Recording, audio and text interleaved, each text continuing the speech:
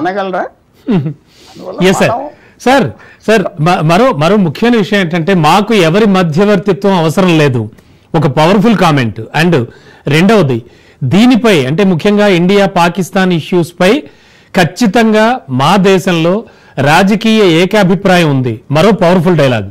ఇవి రెండు ఎలా చూడాలి సార్ ప్రధాని మోడీ చేసిన వ్యాఖ్యలు? అంటే వాళ్ళకి తెలియదు, అమెరికన్ డొనాల్డ్ ట్రంప్కి తెలియదు హిస్టరీ. భారతదేశం ఈ స్టాన్స్ ఎప్పుడు చాలా మంది అమెరికన్ పాకిస్తాన్ లాబింగ్తో ఏదో కలిసి వాళ్ళు పెద్దరకం చేస్తే ఏదో సగం నీకు సగం నాకు అంటారు, చచ్చినట్టు వింటారు భారతదేశం అని పాకిస్తాన్ ప్రయత్నాలు చేస్తే భారతదేశం పట్టించుకోలేదు. అన్నిటికంటే ముఖ్యం మన దగ్గర డబ్బు లేనప్పుడు, అమెరికా మీద ఆధారపడి ఉన్నప్పుడు కూడా మనం ఇలా చేశాం. ఇప్పుడు మనకి లెక్క ఏమిటి? ఏదో స్నేహం పోతుంది డొనాల్డ్ ట్రంప్తో కొన్ని రోజులు, కొన్ని సంవత్సరాలు బాగోదు, అంతే కదా. ఏమవుతుంది మనకి? ఏ ఆధారపడే పరిస్థితి అమెరికా మీద మనం లేం. ఇప్పుడు కూడా ఏంటి ఆధారం? ఏదో ఒక 5,000 10,000 వీసాలు ఎక్కువ ఇస్తారని మీడియాలో అల్లరి, లేకపోతే మన తెలుగు రాష్ట్రాలు అక్కడక్కడ అల్లరి. లేకపోతే అమెరికా మనకి ఏం చేస్తుంది చెప్పండి? తిండి ఇస్తుందా? ఆయిల్ ఇస్తుందా? ఏది ఇస్తుందా? ఏ సరుకు ఆయుధాలు కొనుక్కుంటున్నాం, మనకి సాయానికి వస్తున్నారా? ఏం లేదు. సో అది ట్రంప్కి తెలియదు. ట్రంప్ కూడా ఏమనుకున్నాడంటే మోడీ నాతో బాగా ఉంటాడు, ఇలాంటివి చెప్తే ఏమందో నాకేదో గొప్పగా వస్తుందంటే బాధపడ్డా అనుకున్నాడు. అది తెలియదు అతనికి. రియాలిటీతో టచ్ లేదు ట్రంప్, రియాలిటీతో టచ్ లేదు. చెప్పిన మాట వింటాడు. చాలా ఇంటెలిజెంట్ మ్యాన్, కాదని చెప్పను, చాలా ఇంటెలిజెంట్ మ్యాన్, చాలా షూట్ మ్యాన్. కొన్ని విషయాలు చాలా క్విక్గా గమనించేస్తాడు. కానీ ఈ విషయంలో ఏంటంటే మోడీ కరెక్ట్గా చెప్పాడు, మా దేశంలో ఇది సాగదా అన్నాడు. అది ఎక్స్ప్లెయిన్ చేశాడు, ఇది మా దేశంలో ఉన్న పాలసీ అని. ఈ ట్రంప్కి ఏమైనా ఎక్కువ ఉంటుందా? దీన్ని మళ్ళీ అనకుండా ఉంటాడా? రేపు ఎల్లుండా తప్పకుండా ఏదో అంటాడు. మోడీ నాతో మాట్లాడాడు, ఇలా జరిగింది అన్నాడు, కాదు అనేదో అంటాడు. తప్పదు, ఎందుకంటే ఆయన విధానం అది. ఆయన మాట్లాడకుండా ఉంటాడా? కొద్దిగా అర్థం చేసుకుంటాడా అని సలహాదారులు అందరూ చెప్తున్నారు భారతదేశం విషయంలో. మర్యాదపూర్వకంగా మనం అక్కడికి వెళ్ళకూడదు, ఆ జోలికి వెళ్ళకూడదు, కరెక్ట్ కాదని చెప్తున్నారు. వాళ్ళు కలగలేకపోయారు పర్సనల్గా కెనడాలో G7లో. ఎందుకంటే డొనాల్డ్ ట్రంప్ పొద్దున్న వచ్చి సాయంకాలం వెళ్ళిపోయాడు, నెక్స్ట్ డే మోడీ దిగాడు. వాళ్ళిద్దరి మధ్యన ఒక మీటింగ్ షెడ్యూల్ అవి ఉన్నారు. బట్ మీటింగ్ జరగలేదు కాబట్టి 30-35 మినిట్స్ ఫోన్ లో మాట్లాడుకున్నారటండి ఇద్దరు. మాట్లాడుకున్నారు. అందువల్ల పర్సనల్ గా కలిసి ఉంటే ఇంకా బాగుండేది. కానీ ఇది కూడా పర్వాలేదు, చాలా గొప్పగా నరేంద్ర మోడీ మాట్లాడాడు, చాలా మర్యాదపూర్వకంగా చెప్పుంటాడు. ట్రంప్ని కోపం తెచ్చినట్టుగా చెప్పించి ఉండను, మర్యాదగా చెప్పుంటాడు. ఇలాగ నాకు చాలా ఎంబారెస్మెంట్ వస్తుందని చెప్పుంటాడు దేశంలో.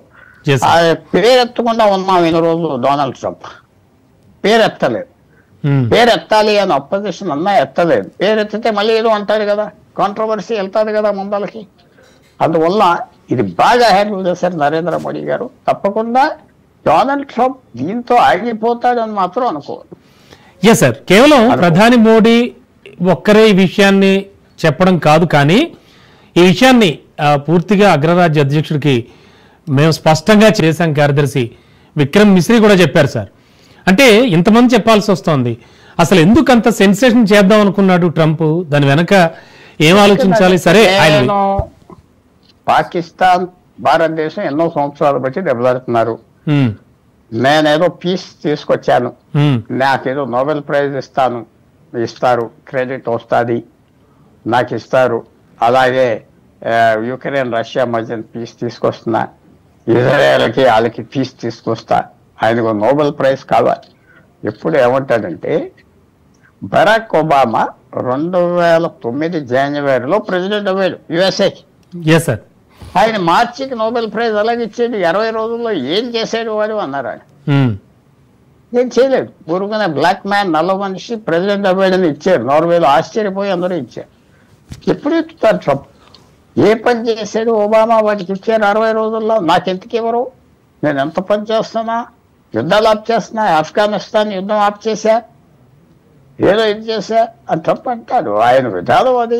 ఆయన వ్యతిరేకిస్తే ప్రభుత్వంలో తీసేస్తాడు, తర్వాత ఆపోజిషన్లో ఉండి వ్యతిరేకిస్తే చాలా వెకిలిగా మాట్లాడతాడు, అవమానంతో బయటకు వస్తాడు. సో ఇలాగా ప్రెసిడెంట్ యుఎస్ఏ ఆయన ఏమన్నా అంటే తిరిగి 10 తెస్తాడు, ఎటకారం చేస్తాడు, నిక్ నేమ్స్ పెడతాడు, అంతా అతని మీద అసహ్యంగా మాట్లాడతాడు, ఫ్యామిలీ మెంబర్స్ గొడవలు ఎత్తుకుంటాడు. ఆయనకేమి ఇంకా ఆయనకి సిగ్గు ఏమి ఉండదు, ఏం పట్టించుకోడు. ఒక బిలియనరుగా పుట్టాడు 75 సంవత్సరాల క్రితం. నాన్న కూడా చాలా ధనవంతుడు, న్యూయార్క్ లో పెరిగాడు. అది వేరే మైండ్ సెట్ ఉంటుంది, వేరే మైండ్ సెట్. ఒక పెద్ద సినిమా స్టార్, ఒక పెద్ద సినిమా స్టార్ బిడ్డ, మళ్ళీ అతను పెద్ద సినిమా స్టార్ అయితే ఎలా ఉంటుంది ఆ సెలబ్రిటీ? ఆ స్టేటస్ ఉన్న ట్రంప్కి సొంతంగా. టీవీ షో 15 సంవత్సరాలు రన్ చేశాడు, పెద్ద show, reality show, popular show. ఇవన్నీ ఆయన బ్యాక్గ్రౌండ్ వేరే. జో బైడెన్ ఏదో కూలి పని చేసేవాడు, తండ్రి ఆడు ప్రెసిడెంట్ అవ్వాడు. బరాక్ ఒబామా తండ్రి తల్లితో ఒకరోజే ఉన్నాడు, పారిపోయాడు ఆఫ్రికాకి. హిలరీ క్లింటన్ తల్లికి డిస్టర్బ్డ్ లైఫ్. బిల్ క్లింటన్ తల్లి డిస్టర్బ్డ్ ఫ్యామిలీ లైఫ్. డిస్టర్బ్డ్ అంటే నేను చెప్పుకోలేదు పాపం. అలాగే నేను చూసేది ఎవరు? ఆ జార్జ్ బుష్ ఒకటి కొంచెం సెక్యూర్ ఫ్యామిలీ నుంచి వచ్చాడు, మిగతా వాళ్ళంతా చిన్న small family. Joe Biden, Barack Obama, Bill Clinton ఎక్కడి నుంచి వచ్చారు? చిన్న చిన్న ఫ్యామిలీ నుంచి వచ్చారు. సో ట్రంప్ పెద్ద ఫ్యామిలీ నుంచి ధనంతో పుట్టాడు.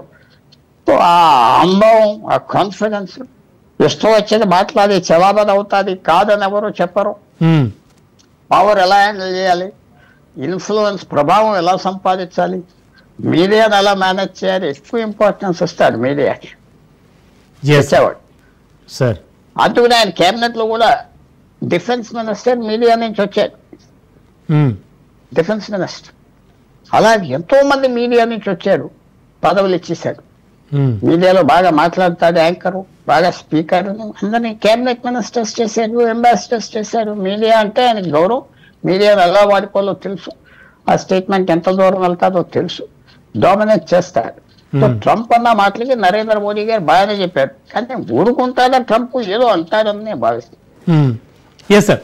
సార్, అండ్ ప్రధాని మోడీ చేసినటువంటి ఈ వ్యాఖ్యలు, పర్టికులర్గా మాకు ఎవరి మధ్యవర్తిత్వం అవసరం లేదు అనే వ్యాఖ్యల్ని ట్రంప్ ఏమైనా సీరియస్గా తీసుకునే అవకాశం ఉందా? ఎందుకంటే ద్వైపాక్షిక సంబంధాలు, ద్వైపాక్షిక విషయాలు చాలా చాలా ఉన్నాయి అమెరికాకి ఇండియాకి మధ్యలో. సో ఈయన ఏమైనా సీరియస్గా తీసుకునే అవకాశం ఉందంటారా? అంత అవకాశం లేదు, ఎందుకంటే మర్యాదగా చెప్పుకుంటాడు, నాకు బాగా ఎంబారస్మెంట్ వస్తుంది మీరు అన్న మాటలకి నేను ఓపెన్ గా ఏమీ వ్యతిరేక చెప్పలేదు అని చెప్పుకుంటాడు. నాకు ఎంబారస్మెంట్ వస్తుంది, మీతోనే డైరెక్ట్ గా నేను చెప్పాలని చెప్తున్నాను అంటే ఏమనుకుంటాడు? అవునండి, కొద్దిగా సిగ్గుపడతాడు. కానీ భారతదేశం ముఖ్యం,